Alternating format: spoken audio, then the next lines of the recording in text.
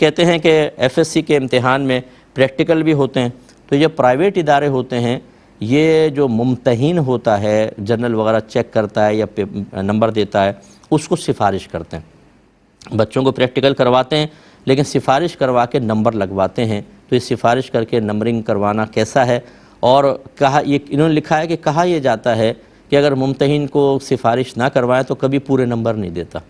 کیا حکم شرع ہوگا؟ دیکھیں یہ اس طرح بالکل صحیح نہیں ہے۔ اب یہ تو میں حسن ظن قائم ہی نہیں رکھ سکتا ہوں کہ بہت ہی اچھا پڑھنے والا ہے اور آپ کہتے ہیں جی اس کے 23 نمبر تو آئیں گے لیکن سفارش کر کے 25 کروا دو، یہ تو نہیں ہوگا۔ یہ نکمے اور نکھٹو قسم کے بچے ہوتے ہیں، اور جب بچوں کا ذہن یہ بن جائے کہ ہمارا ادارہ سفارش کر کے ہمیں نمبر دلوا دے گا، اس کے بعد کیا وہ بچے تیاری کریں گے اور محنت کریں گے؟ اس طرح کی سفارشوں سے نمبر حاصل کرنے کی شریعت بالکل اجازت نہیں دیتی ہے۔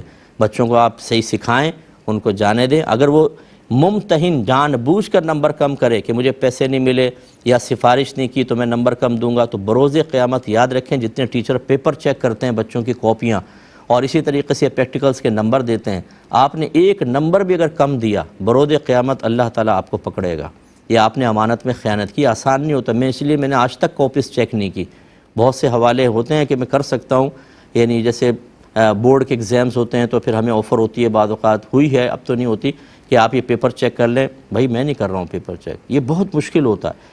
لیکن جو کر رہے ہیں، میں خدا نخواستہ یہ نہیں کہہ رہا ہوں کہ وہ غلط کر رہے ہیں یا آپ یہ گمان کریں کہ وہ ضرور کوئی خیانت کر رہے ہوں گے، ایسا بھی نہیں ہے۔ اگر انہوں نے دیانت داری کے ساتھ کیا اور خدا نخواستہ کوئی مسٹیک ہو گئی، اللہ تعالیٰ معاف فرمائے گا۔